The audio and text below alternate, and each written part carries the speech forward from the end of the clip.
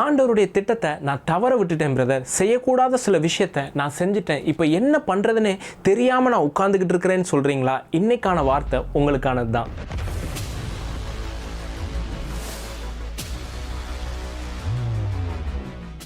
இப்போ தான் first time பார்த்துக்கிட்டு இருக்கிறீங்கன்னா சப்ஸ்கிரைப் பண்ணிக்கோங்க. ஆண்டவருடைய திட்டத்தை நம்ம தவற விட்டதுக்கப்புறம் அடுத்து என்ன செய்கிறதுனே எனக்கு தெரியல பிரதர், அவர் இதை சொன்னார் பிரதர், நான் அதை செய்யாமல் போயிட்டேன், அல்லது இந்தந்த முடிவுகளை நான் தப்பாக எடுத்துட்டேன்னு சொல்லி கலங்கி போய் ஒரு இடத்துல உட்கார்றதுக்கான காரணம் என்ன தெரியுமா? நிறைய பேருக்கு ஆண்டவருடைய திட்டத்திற்கும் ஆண்டவருடைய நோக்கத்திற்கும் வித்தியாசம் தெரிகிறதே கிடையாது. முதல்ல இந்த திட்டத்தையும் நோக்கத்தையும் நீங்கள் தெரிஞ்சுக்கிட்டாதான் இப்போ நான் அடுத்து என்ன பண்ணுறதுன்றதை தெரிஞ்சுக்க போகிறீங்க. ஃபஸ்ட்டு திட்டம் அப்படின்னா என்னன்னா பிளான், நோக்கம் அப்படின்னா என்ன பர்பஸ். இப்போது நான் சென்னைக்கு ஒரு இடத்துக்கு நான் போகிறேன், ஒரு மீட்டிங்க்கு போகிறேன் அப்படின்னு நான் முடிவு பண்ணிட்டேன் அப்படின்னு வச்சுக்கோங்களேன், இது நோக்கமாக இருக்குது. இப்போ நான் சென்னைக்கு ஃப்ளைட்டு வழியாக போக போகிறேன்னா, சென்னைக்கு ட்ரெயின் வழியாக போக போகிறேன்னா, சென்னைக்கு பஸ்ஸு வழியாக போகிறேன்னா அல்லது கார் வழியாக போகிறேன்னான்னு எந்த ரூட் வழியாக நான் போகிறேன்னு முடிவெடுத்தேன்னு வச்சுக்கோங்களேன், இது பேர் திட்டம். நம்ம நிறைய நேரம் அதை தவற விடுறது என்னது தெரியுமா? ஆண்டவருடைய திட்டத்தை தாங்க தவற விடுறோம். ஆனால் நோக்கம்னு ஒன்று இருக்குது பாருங்க, நான் ஒரு இடத்துக்கு போகணுன்ட்டு, நோக்கத்தை நம்ம தவற விடுறது கிடையாது. திட்டத்தை தவற விட்டுட்டு நம்ம ரொம்ப கலங்கி போய் உட்காந்துடுறோம், அடுத்து என்ன பண்ணுறதுன்னு தெரியலைன்னு உட்காந்துடுறோம். சரி, இப்படி திட்டங்களை நீங்கள் தவற விடுறவங்களா இருக்கிறீங்களா? இப்போ ஒரு வசனத்தை நான் வாசிக்கிறேன், நீங்கள் சரியாக புரிஞ்சுக்குவீங்க. எரேமியா 29வது அதிகாரம் 11வது வசனம். எல்லாருக்கும் நல்லாவே தெரிஞ்சிருக்கிற வசனம் தான், ஆனால் இந்த வசனத்துக்குள்ள தான் ஆண்டவர் இன்னைக்கான வார்த்தை உங்களுக்கு வச்சிருக்காரு. நீங்கள் எதிர்பார்த்திருக்கும் முடிவை உங்களுக்கு கொடுக்கும்படிக்கு நான் உங்கள் பேரில் நினைத்திருக்கிற நினைவுகளை அறிவேன் என்று கர்த்தர் சொல்லுகிறார். அவைகள் தீமைக்கல்ல, சமாதானத்துக்கு ஏதுவான நினைவுகளே. இந்த வசனத்தை நல்லா கவனிச்சு பார்த்தீங்க அப்படின்னா நினைவு அப்படின்ட்டு இருக்காது, நினைவுகளை அப்படின்ட்டு இருக்கு. அப்போனா ஒன்று கிடையாது அப்படின்னு அர்த்தம். இப்போ நான் அதை அப்படியே இங்கிலீஷில் வாசிக்கிறேன். For I know the plans I have for you declares the Lord, plans to prosper you, plans to give you hope. இங்கிலீஷ்ல பாருங்க, plans அப்படின்னு எழுதப்பட்டிருக்கு, அதாவது திட்டம் அப்படின்னு எழுதப்படல, திட்டங்கள் அப்படின்னு எழுதப்பட்டிருக்கு.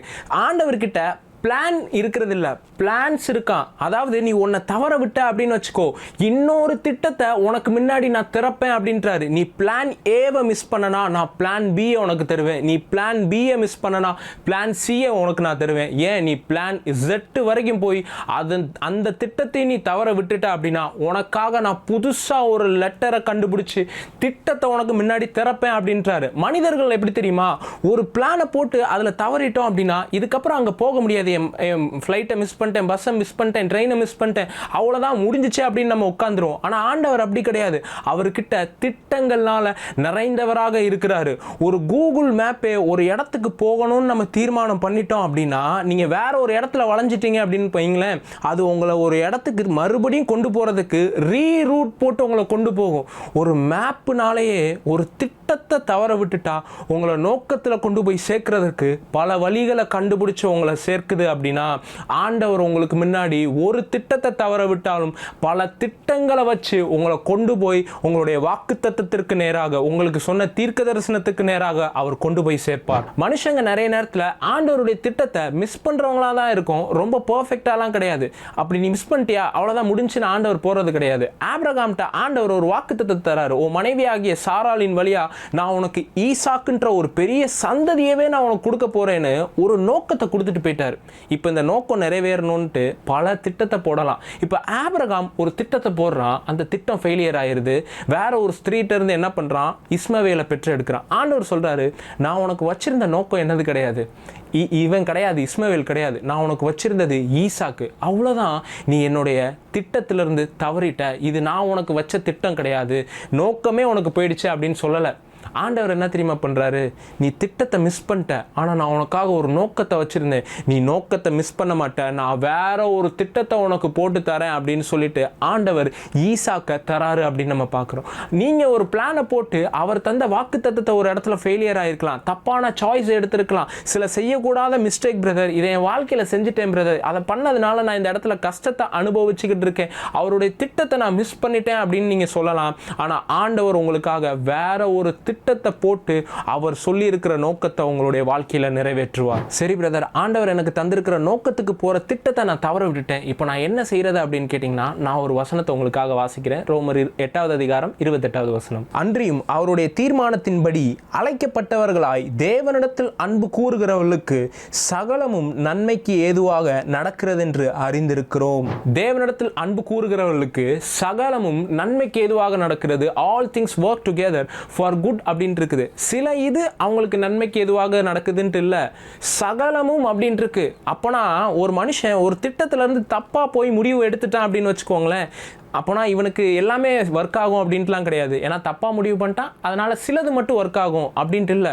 அவரிடத்துல அன்பு கூறுறவங்களுக்கு சகலமும்னா தப்பாக ஒரு முடிவு எடுத்திருந்தா கூட அதுலேயும் நன்மைக்கு எதுவாக அவரால் மாற்ற முடியும். எப்படின்னு பார்த்தீங்கன்னா, ஆபிரகாமனுடைய மோஸ்ட் மிஸ்டேக் தான் யாருன்னா இந்த இஸ்மவேல். ஆனால் இந்த இஸ்மவேல் எதற்கு பயன்படுறான்னா, யோசேப்பை எகிப்தில் கொண்டு போகிறதுக்கு ஒரு நாள் இந்த இஸ்மவேல் பயன்படுத்தப்பட்டு இருக்கிறான்.